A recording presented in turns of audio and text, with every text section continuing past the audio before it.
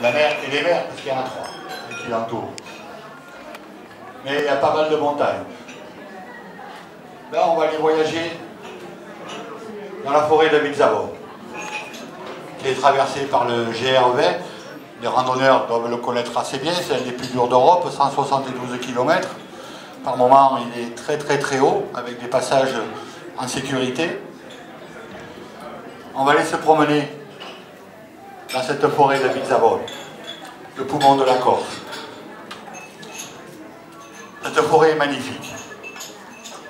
Il y a plusieurs espèces d'arbres. Il y a des animaux. Il y a des fleurs. Il y a même des champignons. Et tout ça, ça fait de la musique. Les pins, l'aricio jouent du hautbois. Les chênes du violon. Les citaines corses font la chorale. Il y a les genévriers aussi, qui jouent de la flûte. Les amanites écoutent, participent. Le renard aussi vient de temps en temps écouter ce fameux concert. Et on va le partager, ce concert. Il y a une petite chapelle dans cette forêt. Dans cette chapelle, il y a une femme à genoux qui prie. Elle a les cheveux longs, très noirs. Et elle prie. Elle prie un amour perdu. C'est l'histoire de cet amour que vous allez écouter. Le sentier s'appelle le sentier de la femme perdue. Chut. Le concert va commencer. Vous entendez les violons? Vous entendez le hautbois? Imaginez un village, pas très loin de cette forêt. Deux enfants, Dominique et Amanza. L'un vit en bas du village, elle en haut du village. Ils ne se voient qu'à l'école. Dominique, dans la cour de récréation des garçons, la regarde jouer à la marraine. Il ne voit qu'elle. Il s'est dit, elle, peut-être qu'elle ne me voit pas. Elle le regarde jouer aux osselets, aux billes. Elle ne voit que lui. Et elle se dit, peut-être qu'il ne me voit pas. À la sortie de l'école, quand ils rentrent tous les deux dans leur maison, elle laisse tomber quelque chose. C'est un petit âne en mousse. Mais il court, il le rattrape, il se baisse. Il dit, Amanza, qui a perdu un âne. Moi j'ai perdu un âne? C'est pas possible.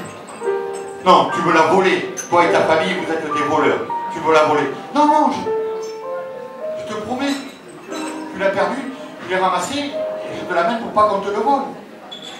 Et là, elle le regarde, avec des yeux tout doux. Il y a de la flamme à l'intérieur, et elle se met à rire. Et elle reprend l'âne, elle le met dans son cartable, il s'approche jusqu'à sa maison, il sait qu'il ne doit pas s'approcher trop près. Là, avant de rentrer chez elle, elle se retourne et il lui envoie un tout petit baiser. Et Dominique, il rentre chez lui, tout heureux. Un amour inné. Dominique et Amanza vont grandir et leur amour va grandir avec. Mais comment partager cet amour avec leur famille quand on sait que leur famille vit dans la haine l'une de l'autre? Ça fait une vingtaine d'années que les clans ne se parlent plus. Histoire d'un cochon qui a été volé par un bout de terrain qui a été repris par l'autre, des broutilles, mais ça suffit chez nous pour que le silence se fasse et qu'on ne se parle plus. Dominique et Amanza savent que ce sera très difficile de s'unir, mais leur amour est quand même plus fort. Ils continuent à se voir. Dans la famille de Dominique, le chef de clan est un dieu. Sa femme, Dominique, de noir vêtu, bien sûr, porte le deuil de ses espoirs, de ses espérances, Mais elle aime toujours son mari, elle aime ses enfants. Elle voit que Dominique est heureux, qu'il y a quelque chose. Et ça la rend heureuse. Avec eux vit Francesca. Francesca, c'est la belle-sœur de la mère de Dominique. Elle vit seule. Elle aussi a été amoureuse. On lui a refusé son amour. Tout ça parce que c'était un étranger, un soldat américain. Ils n'ont jamais voulu qu'elle l'épouse. Pourtant, il avait fait sa demande. Un beau jour, le soldat est parti. On l'a plus revu.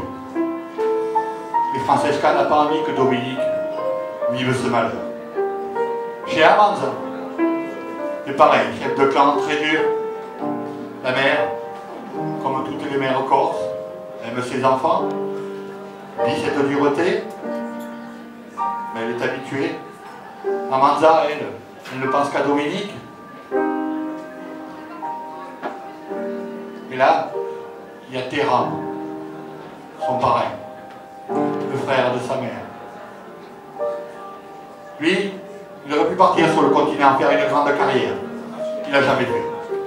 Il a préféré rester au village, à côté de sa belle-sœur qu'il a toujours aimée. Il a accepté ça. Vivre sans amour. Partager. Il vit avec ça. C'est pour ça qu'il a accepté d'être le parrain d'Amanza. Au cas où son père voudra partir, il pourrait le remplacer. Et là, chez Amanza, il y a quelqu'un d'autre qui vit. Angelino. C'est la haine pure et dure. Tout ça parce que son mari, le fils et le frère d'Amanza, a été tué dans le maquis par les gendarmes. Il était parti ravitailler des bergers qui avaient pris le maquis suite à une vieille histoire de cave coopérative. Et les gendarmes ont fait feu. Et il est mort. Depuis, la belle-sœur d'Amanza vit avec la haine de l'amour. C'est triste. Vivre avec de la haine, c'est déjà dur. Mais haïr l'amour, haïr les gens qui s'aiment, c'est encore plus dur. Et elle ne le supporte pas. Elle se rend compte qu'Amanza a changé. Et ça l'insupporte. Tout comme le frère de Dominique, Umberto. Il sait que son frère est amoureux. Il pense que c'est Amanza. Lui aussi, il aurait aimé avoir Amanza. Mais pour jouer avec elle. Que pour le sexe. Que pour le plaisir. Pas pour femme. Pour le plaisir. Pour son plaisir. Umberto, lui, est un amoureux égoïste. Il aime lui et son plaisir, pas plus. Et ces deux continuent à s'aimer.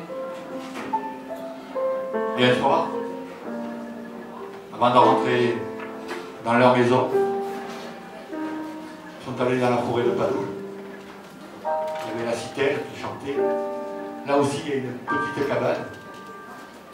Ils se sont assis. Ils se sont racontés leurs histoires, leurs journées. Puis, ils se sont embrassés.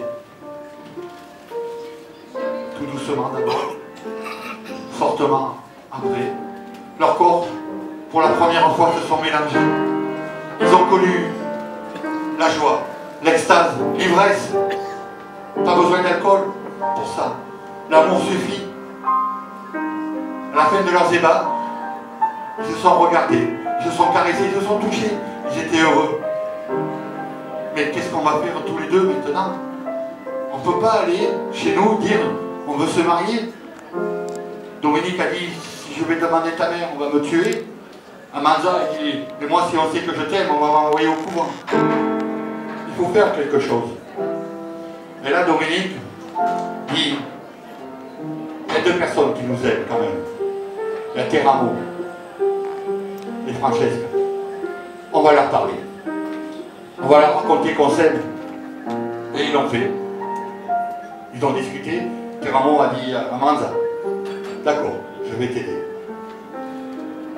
Francesca a dit à Dominique, moi aussi, on va essayer que vous soyez heureux. Tout ce qu'on n'a pas pu avoir nous, il faut que vous l'ayez vous. Et Dominique a dit à Francesca, avec Amanza, on veut partir. On ira d'abord à Bastia, et après, s'il le faut, on quittera l'île. Mais notre amour, il est plus fort que notre terre. On ne peut pas rester sur l'île, tous les deux, si on ne peut pas partager ça avec le monde entier. On va s'enfuir. Francesca a dit d'accord, Teramo a dit d'accord. Le soir, ils sont partis, tous les quatre. En catimini, ils sont allés dans la forêt de Vixabor, vers la cascade des Anglais, il y a une petite chapelle. Teramo et Francesca ont dit, vous restez là. Vous ne bougez pas de là. Nous, on vous ravitaillera. Mais, pas question que vous veniez au village, ni rien. On s'occupe de tout. Les deux amoureux les ont regardés et ont dit, oui, oui, bien sûr. On vous laisse faire. Et tous les deux, vers la cascade des Anglais, ils ont vécu leur amour, tranquillement. Teramo et Francesca sont rentrés au village. Le lendemain matin, dans les deux maisons, il y avait du remue-ménage. Et où ils sont partis, c'était la guerre, c'était ci, c'était mi. Le père a dit, si je le retrouve, je le tue. Le père d'Amanza a dit ça, le père de Dominique a dit, c'est pas possible, cette femme, c'est de la prostitution. Il faut faire quelque chose. Teramo et Francesca ne disaient rien. Et là, Umberto et Angelina ont dit, on va aller voir Marianne. Marianne, c'est une mademoiselle, une sorcière. Elle soigne un peu les gens avec des potions, des plantes. Elle prédit aussi un peu l'avenir. Mais Marianne a un secret.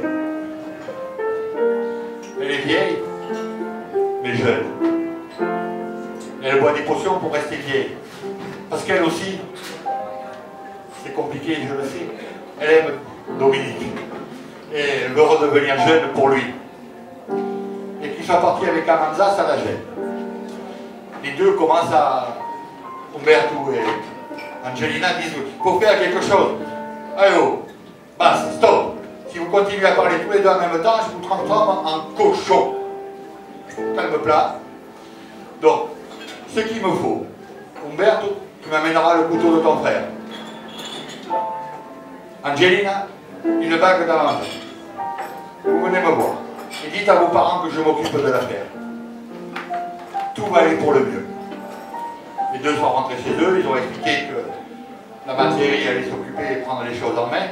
Et Teramo et Francesca, ils attendaient un peu quand même. Ils ont pris le couteau, la bague, amené ça à Marianne. Mariana a dit, allez, maintenant, allez boire un coup chez Charles, laissez-moi travailler. Elle a pris de l'asphodèle, le plan de Corse qui ramène à la vie. Elle a trempé le couteau de Dominique. Dans l'autre fiole, elle a mis de l'aconite corse, une plante très vénéneuse. Quand on en boit, on n'est pas là pour raconter ce que ça fait. Elle a mis la balle dedans. Elle a préparé ses deux potions. Après, elle a dit à Umberto et Angelina, tout est prêt. Il faudra qu'ils boivent ces potions. Alors vous allez suivre Teramo et Francesca, parce que eux doivent savoir où ils sont. Oui, mais si on les suit, suivez-les, et vous allez me dire après où ils sont. Moi je m'occupe de tout. Le soir où Francesca et Teramo partaient ravitailler les deux amoureux, bah, il vivait d'amour et d'eau fraîche, mais de temps en temps il avait l'estomac, il avait un peu besoin de picatelle, de coke, de... Pardon, pour cafoune. Excusez-moi. Je vous raconterai après son histoire. Il fallait bien qu'ils se nourrissent de denrées terrestres quand même. Bon, il y avait des béliers à la châtaigne, du brouche aussi, des tourtes aux herbes. Et dans un de ces paniers, Umberto mis la fiole, la sodère. Angelina a mis la fiole d'aconite dans le panier de Francesca. Les deux sont partis amener ça au tourtereau. Et pendant qu'ils y allaient, Mariana a suivi, tout doucement. Elle s'est mise derrière deux rochers. Francesca et Teramo ont discuté un peu avec les deux jeunes et ils sont partis. Les deux amoureux ont ouvert les paniers quand ils ont vu tout ce qu'il y avait.